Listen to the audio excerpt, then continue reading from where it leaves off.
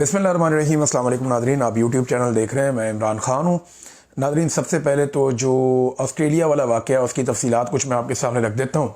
और अब पूरी दुनिया के अंदर ये वाक़या फैल गया, हर तरफ इसकी खबरें मौजूद हैं और 16 अफराद अब तक की इतला के मुताबिक एक हमलावर समेत हलाक हो गए हैं। ये जो दो लोग थे जिन्होंने हमला किया था, इन दोनों के बारे में इतला मिली है कि ये बाप बेटा हैं। बाप की उम्र जो है वो 50 साल है और बेटे की उम्र 24 साल है। और जो बेटा है उसके नाम के बारे में बताया गया कि इसका नाम नवीद अकरम है। अब ये लोगों के बारे में कुछ तफसीलात मज़ीद सामने आई हैं। इंडियन मीडिया ने दावा किया कि ये शख्स नवीद अकरम पाकिस्तानी है। तो एक पाकिस्तानी नवीद अकरम जो ऑस्ट्रेलिया सिडनी में रहता है, उसने बाकायदा एक वीडियो बयान भी जारी किया और हैरत अंगेज़ तौर पे थोड़ी बहुत शबाहत भी मिलती है। जो दो लोग हमलावर थे उनमें जो बेटा है 24 साल, उसके साथ बहुत थोड़ी सी चंद तस्वीर में ऐसा दिखाई देता है कि चेहरा मिलता है, लेकिन अगर आप दूसरे एंगल से देखें तो वो फ़र्क है। अब नवीद अकरम जो पाकिस्तानी है, जो ऑस्ट्रेलिया में रहते हैं, वो काफ़ी खौफज़दा है और बहुत परेशान है। और उन्होंने एक वीडियो बयान भी जारी किया कि इंडियन मीडिया उनके खिलाफ प्रोपेगेंडा कर रहा है, उनकी तस्वीर और वीडियोस सोशल मीडिया से उठा के उनकी जान को ख़तरे में डाल रहा है। ना सिर्फ ये इंडियन मीडिया ने किया बल्कि बहुत सारे बड़े बड़े अखबारात ने, इवन इसराइली मीडिया ने, कुछ और जगहों पे ये छप गया सारा। और उसकी वजह से एक मासूम आदमी जो है उसकी जान खतरे में पड़ गई। अब जिन दो लोगों ने अटैक किया, ये दोनों लोग अब तक की इतला के मुताबिक मुबैना तौर पे ये अफ़गान नेशनल्स, यानी उनके जो फोर फादर्स थे या उनके बुजुर्ग थे वो अफ़गानिस्तान से आए थे और ये यहीं पे पैदा हुए। ये लड़का भी यहीं पे पैदा हुआ जो हमला कर रहा है, जिसने बहुत गोली चलाई। और जो उसका बाप है, इसको काबू किया। जो बाप को काबू किया वो एक शख्स जिसकी उम्र 43 साल थी, अहमद अहमद, ये भी मुसलमान है। इसने काबू किया बाप को और उसे न्यूट्रलाइज किया, जबकि जो बेटा है वो ज़ख्मी हो गया और पकड़ा गया बाद में। और ये जो बेटा है इसने गोलियां मार के अहमद को भी ज़ख्मी कर दिया। तो एक तो ये क्लैरिटी आ जानी चाहिए कि ये शख्स पाकिस्तानी नहीं है और ना ये वो नौजवान है जिसके बारे में भारतीय मीडिया प्रोपेगेंडा कर रहा है, उसकी जान खतरे में डाली जा रही है। नेतन्याहू ने एक अजीबोगरीब दावा कर दिया। यहाँ मैं एक क्लिप देख रहा था, इनकी ज़बान तो मुझे समझ नहीं आती जो ये बोलते हैं, लेकिन साथ ट्रांसलेशन लगी हुई थी और कुछ लोग दावा कर रहे थे कि नेतन्याहू ने यह बयान दिया है कि यहूदियों को बचाने वाला जो शख्स था जिसने हमलावर को काबू किया या हमलावर के ऊपर हमला किया, वो यहूदी था। ये गलत बात है। वो एक मुसलमान था, अहमद अहमद उसका नाम है। और ये एक देखें तासुब में फंसे हुए लोग हैं ये बिला वजह। भाई दहशतगर्द का क्या ताल्लुक है किसी तंजीम से, मजहब से? ये तंजीमें तो होती हैं लेकिन कोई मजहब भी दहशतगर्दी की इजाज़त नहीं देता। मासूमों का कत्लेआम जो है वो किसी भी मजहब के अंदर नहीं है, दुनिया के किसी मजहब में नहीं है। तो जान बचाने वाला शख्स भी मुसलमान था वहां पे, उसने आगे बढ़ के बेशुमार लोगों की जान बचाई है। जैसे ये गोली चला रहे थे, अभी 16 लोगों की हलाकतें बता रहे हमलावर समेत। ये ज्यादा भी हो सकते थे, 50 भी हो सकते थे, 100 भी हो सकते थे, खुदा न खास्ता।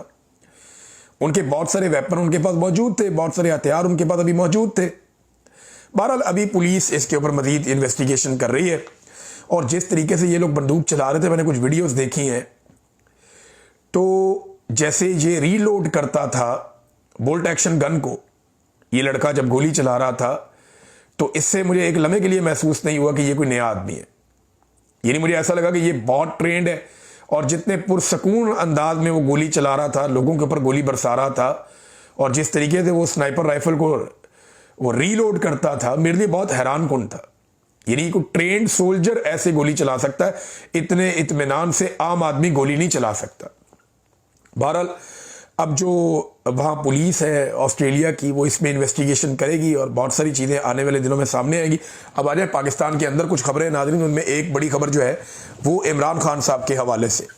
आलमी अखबारात में लगातार इमरान खान के बारे में खबरें छप रही हैं। टेलीग्राफ ने इमरान खान साहब के बारे में एक मजमून लिखा, उन्होंने कहा जी Imran Khan is in a Pakistan death cell. Imran Khan जो है वो पाकिस्तान के अंदर एक डेथ सेल में है and the cricketing world is silent.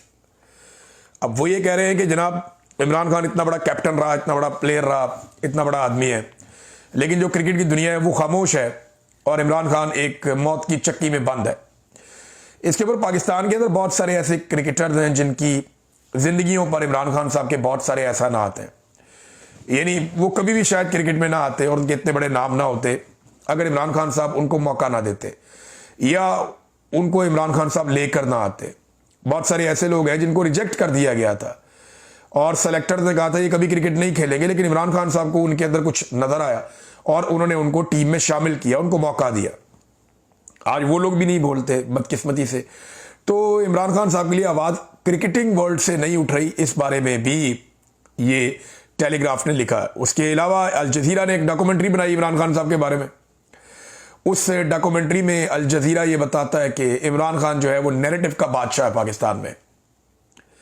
यानी सब कुछ ही करके देख लिया। पाकिस्तान की मिलिट्री रिजीम ने इमरान खान साहब को जेल में बंद किया, उनका चेहरा नहीं देखा जा सकता, no one can see him. और बात सिर्फ इतनी सी है कि out of sight out of mind, कि जो आदमी आपको दिखाई नहीं देता वो आदमी आपके दिमाग में नहीं आता, उस आदमी को आप भूल जाते हैं।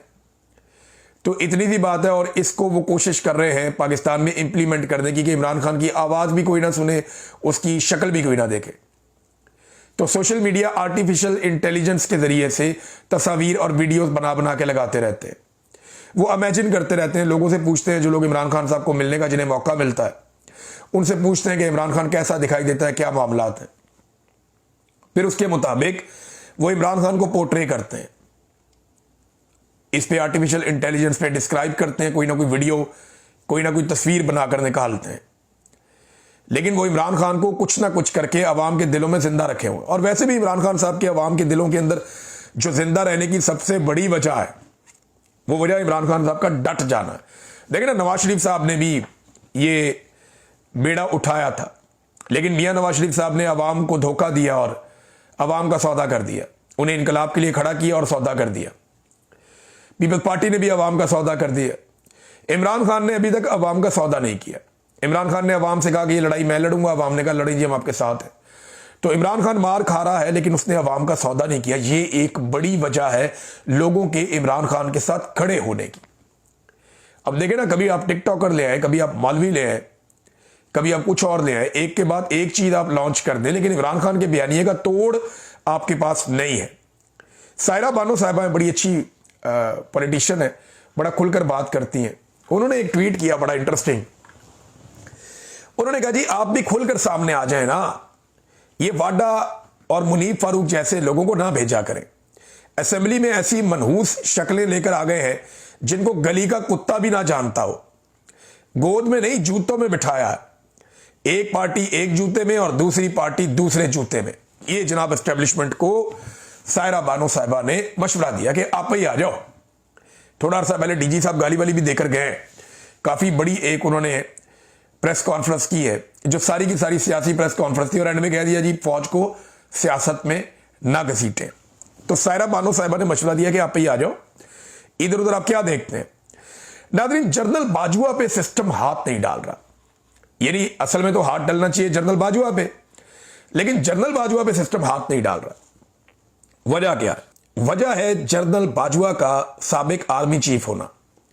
पाकिस्तान की मिलिट्री एस्टेब्लिशमेंट में एक चीज तय है कि कोई भी चीफ माजी के किसी भी चीफ के खिलाफ किसी किस्म की कोई कानूनी कार्रवाई नहीं होने देगा।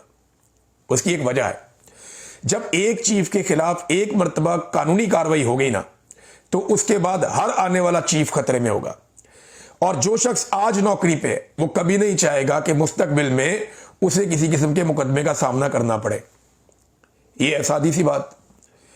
और इसका आप अंदाजा यहां से लगा लेना कि आसिम मुनीर साहब ने तो इस्तिस्ना तक कबूल कर लिया कि फ्यूचर में मुझे कोई मुकदमा मेरे सामने ना आ जाए। तो क्या जनरल बाजवा के खिलाफ केस नहीं चलेगा? तो सादी बात यह है कि जब तक अवाम नहीं चाहेगी नहीं चलेगा। वो अवाम को डंडे के साथ ही चलाना पड़ेगा, क्योंकि जनरल बाजवा ने अपने मुंह से कहा और मैंने अपने कान से सुना। जनरल बाजवा ने कहा कि आप लोग फौज के निजाम को नहीं समझते। बेशक मैं रिटायर हो गया हूं, लेकिन फौज मेरे ऊपर कभी भी कोई मुकदमा नहीं होने देगी। ये एक सेट पैटर्न है। आर्मी चीफ हमेशा महफूज रहता है और कोई आर्मी चीफ पिछले आर्मी चीफ के ऊपर किसी किस्म का मुकदमा नहीं होने देता। आप इस सिस्टम को नहीं समझते। ये बात जनरल बाजवा ने कही और मैंने और मेरे एक और दोस्त ने अपने कान से सुनी। फोन पे वो बात कर रहा था, मैं सुन रहा था और मैंने ये सारा कुछ सुना।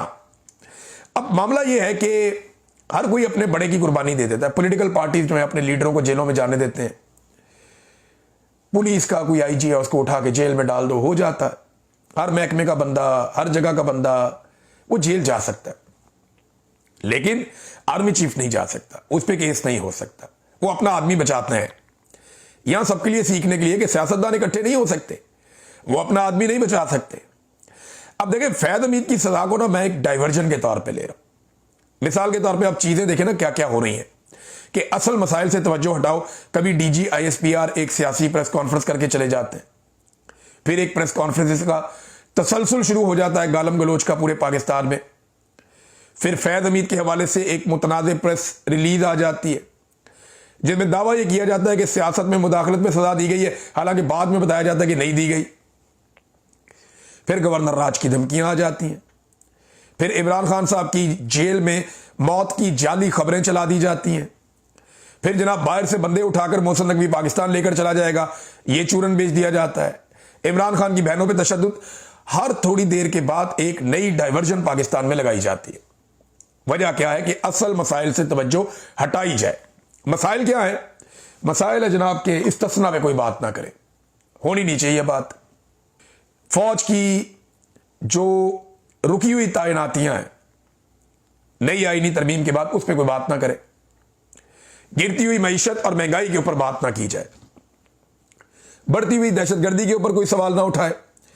और गवर्नेंस में जो फ्लॉज हैं, जो बिल्कुल नाकामी हो गई हुकूमत की, उसके ऊपर कोई बात ना करे।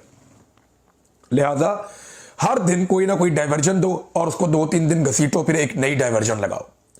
तवज्जो हटाओ पॉलिसी, ये है मामला। लेकिन खबर ये है, जनरल बाजवा के बारे में एक चीज याद रखिएगा कि बहुत सारे लोग बोलना शुरू हो गए, राना सनाउल्लाह, ख्वाजा आसिफ और कुछ और लोग पीएमएलएन के, वो कहते हैं जनरल बाजवा कसूरवार था, इसने बेड़ा गर्क किया, सियासत के अंदर मुदाखलत की। तो अगर सियासत में मुदाखलत पे फैद हमीद को सजा दे रहे हो तो जनरल बाजवा किस चीज की मूली है, उसको क्यों नहीं दे रहे? नदीम अंजुम कहां है, उसको क्यों नहीं सजा दे रहे? उसने तो सियासी मुतालबात मेरे से किए थे, मैं आईएसआई की कैद में था, मेरे से सियासी मुतालबात किए थे। नदीम अंजुम को पकड़ो, उसको भी सजा दो, उसने भी सियासत में मुदाखलत की है, दो ना सजा। क्या जनरल आसिम मुनीर ने नहीं की? क्या मौजूदा जो डीजी आईएसआई इन्होंने नहीं की? सब ने की सियासत में मुदाखलत, और जो मुदाखलत आज हो रही है इससे पहले कभी नहीं हुई। राना सनाउल्लाह ने कहा जी मुझे तो फैद हमीद ने नहीं, जनरल बाजवा ने मुझे जेल में डाला था, जनरल बाजवा कसूरवार था मुझे जेल में भेजने के लिए। तो डालो ना फिर जनरल बाजवा पे हाथ, पकड़ो बाजवे को, पता लग जाएगा कि आप कितने पानी में हैं। क्योंकि फौज अपने चीफ के खिलाफ ऐसा कुछ नहीं होने देगी, और ये बात जनरल बाजवा ने क्लेम करते हुए कही और मैंने खुद सुनी। अब बात हो रही है ना उन मसाइल पे जिनसे तवज्जो हटाने की कोशिश की जाती है, तो ये देखें आप, सरमायाकारी में जवाल का एक नया रिकॉर्ड कायम होने का खदशा पाकिस्तान में पैदा हो गया है। डॉन अखबार में तज्जियाकारों ने और दीगर लोगों ने बातचीत की। अब डॉन के इश्तेहारात भी रोके हुए हैं इसी वजह से कि डॉन इकोनॉमी पे बात करता है, डॉन वो चीजें सामने लेकर आता है जो हुकूमत हुक्मरान नहीं सुनना चाहते। तो डॉन अखबार के अंदर यह बताया गया कि जो मौजूदा माली साल है, यानी 1 जुलाई से लेके 30 जून तक, ये जो माली साल है इसमें मकामी और गैर मुल्की सरमायाकारी में गिरावट का एक नाखुशगवार नया रिकॉर्ड कायम हो सकता है। अंदाजा करें, पहले ही 51 साल की पाकिस्तान की बदतरीन सरमायाकारी चल रही है, अब ये इससे भी मजीद नया रिकॉर्ड कोई पाकिस्तान में लग सकता है। ये डॉन अखबार ने, जो मुस्तनद तज्जियाकार हैं और जो इकोनॉमिस्ट हैं, जो जानते हैं इकोनॉमी को, उनसे पूछकर डॉन अखबार ने यह लिखा है। वो कहते हैं जी इन्वेस्टमेंट टू जीडीपी की शरह 13% से भी नीचे गिर सकती है। इन्होंने 20% तक ले जाने का जो है वो दावा किया है और हदफ तय किया है। SIFC मुकम्मल तौर पे नाकाम हो गई है, वो डिलीवर नहीं कर पाई। और तजारत और सनत से वाबस्ता अफराद ने हुकूमत से मुतालबा किया है कि 2 चीज़ें आपको फौरी तौर पर ख़त्म करनी होंगी अगर आप चाहते हैं कि पाकिस्तान के अंदर मईशत बेहतर हो, सरमायाकारी आए, तो 2 चीज़ें आपको बेहतर करनी पड़ेंगी।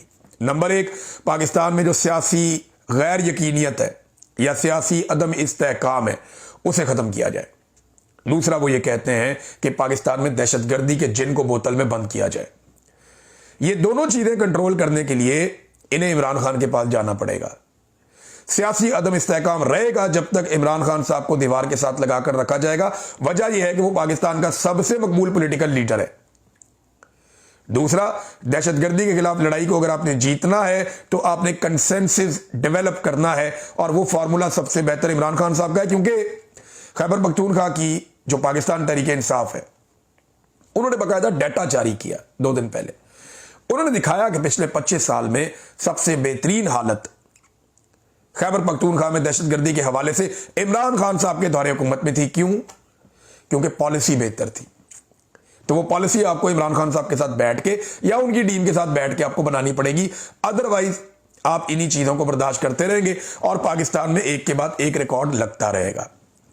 हुकूमत ने पेट्रोलियम लेवी में भी इजाफे का नादरीन फैसला कर दिया। फिर बढ़ाओ कीमतें, दुनिया में कम हो रही हैं, यहां कीमतें बढ़ रही हैं पेट्रोल की।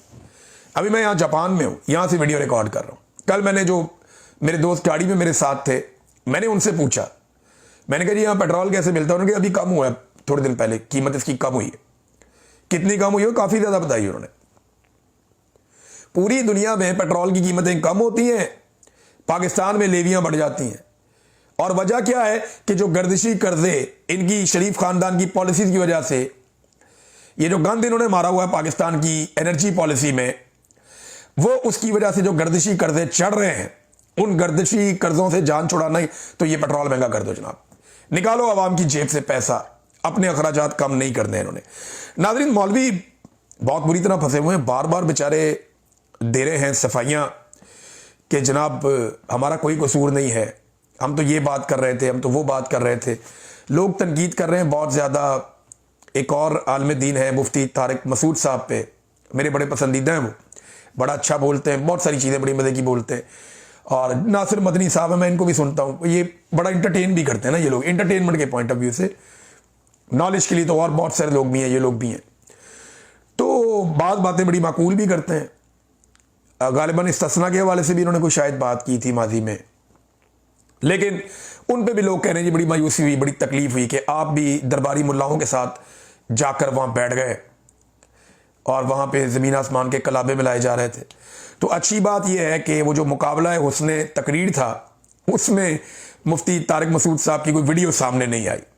जिन लोगों की वीडियो सामने आई है वो सफाइयाँ ही दी जा रहे हैं। ताहिर अशरफी साहब एक के बाद एक सफाई देते हैं। एक सवाल है मेरा ताहिर अशरफी से कि आप और आपके जो मद्दे मुकाबिल दीगर खुशामदी मुल्ला वहां पे मौजूद थे, उनसे सवाल है कि गैर शरई और गैर इस्लामी इस्तिस्ना लेने वाली शख्सियत के हाथ पर आप जैसे दीन के मुहाफिज मुल्ला बैत कर सकते हैं? सवाल है छोटा सा कि गैर इस्लामी गैर शरई इस्तिस्ना रखने वाली किसी भी शख्सियत के हाथ पर, आप लोग तो दीन के ठेकेदार है ना, क्या आप लोग बैत कर सकते हैं? बस ये छोटा सा सवाल है। ताहिर अशरफी साहब का मूड हो तो जवाब दे दें, आजकल वो बहुत जवाब देने के मूड में है, तो मैं सुनना चाहूंगा। इमरान इस्माइल साहब और महमूद मौलवी साहब की भी प्रेस कॉन्फ्रेंस करवा दी गई और पीटीआई पे लाइव दिखा भी दी गई। भाई अगर इस लेवल तक आना ना तो हार ही मान लें। यानी अगर आपने इन लोगों को लाकर बिठाना है और पाकिस्तान तहरीक इंसाफ से छोड़े हुए लोग, जिन्होंने बेचारों ने बहुत टाइमली पाकिस्तान तहरीक इंसाफ को छोड़ दिया था, वो तकालीफ बर्दाश्त नहीं कर सके, वो अपने मुंह से कहते हैं। आज फिर उनको पकड़ के जबरदस्ती बिठा दिया जाता है और पीटीवी पे लाइव कर दिया जाता है। रीजन क्या है? इदारे के अंदर रिएक्शन है 3 चीजों पे। इदारे के अंदर 3 चीजों के ऊपर बेचैनी है, रिएक्शन है, वो नहीं पसंद कर रहे हैं उसे, या नापसंदीदगी आप कह लें, आसान लफ्ज है। इदारे में 3 चीजों के ऊपर नापसंदीदगी है। नंबर 1, इस्तिस्ना वाले मामले को उन्हें अच्छा नहीं लग रहा इदारे में लोगों को। नंबर 1, ये मैं आपको जाती नॉलेज और बहुत सारे दोस्तों से बात करके बता रहा हूं। नंबर 1, इस्तिस्ना किसी को पसंद नहीं आ रहा। नंबर 2, ये जो डीजी ISPR ने प्रेस कॉन्फ्रेंस की है, इदारे में किसी ने भी इसको अप्रिशिएट नहीं किया। नंबर 3, जो फैज हमीद के साथ सलूक हो रहा है, उसको इदारे में लोग समझते हैं कि ये एक इम्तियाजी सलूक है, यानी सियासत में मुदाखलत हो जाए या करप्शन हो जाए या इख्तियारात का एक गलत इस्तेमाल हो जाए। ये तो सारे जर्नैल कर रहे हैं जिन्हें ये ड्यूटियां मिलती हैं, तो एक अकेले को फिक्स क्यों कर रहे हैं, बाकी क्यों नहीं? यानी जनरल बाजवा को क्यों नहीं फिक्स किया, नदीम अंजुम को क्यों नहीं फिक्स किया, फैज हमीद से पहले वाले को क्यों नहीं फिक्स किया, अभी आसिम मुनीर साहब है, आसिम मलिक साहब है, ये सारे क्यों बच गए? भाई अगर आपने इन चीजों पे सजा देनी है तो सबने अपने इख्तियारात का गलत इस्तेमाल किया है, तो एक बंदे को क्यों लटका दिया गया? ये एक सोच है, एक बेचैनी है। और एक नापसंदीदगी है इदारे के अंदर, जो मुझे बहुत सारे दोस्तों ने बताया 3 चीज़ों के ऊपर। नंबर 1 इस्तिस्ना, नंबर 2 डीजी की प्रेस कॉन्फ्रेंस, नंबर 3 फैज़ हमीद के साथ इम्तियाजी सलूक। और एक चीज़ मैं आपके सामने और रखता हूँ कि ये मौलवी जब गए थे तो क्या किसी एक ने भी पूछा कि ये रिजवी बरादरान किधर हैं जनरल साहब, इनके बारे में बताया जाए? यानी रिजवी बरादरान को गायब हुए तहरीक लबैक वाले हैं, ये 2 महीने से ज़्यादा हो गया, 3रा महीना चढ़ गया इनको, और ना उनकी पार्टी उनको ढूंढ रही है, ना कहीं पे कोई केस चल रहा है, ना कोई आवाज़ उठा रहा है, ना उनकी पार्टी के ओहदों पे बैठने वाले बड़े बड़े जो बदमाशी करते थे वो भी कोई नाम नहीं ले रहे, कोई नहीं पूछ रहा। जो मौलवी उनके दम पे उछलते थे वो मौलवी भी गायब हैं, कोई नाम ही नहीं ले रहा। अंदाज़ा करें आप। अब तक के लिए इतने ही, अपना ख्याल रखिएगा, अपने चैनल का भी। अल्लाह हाफ़िज़।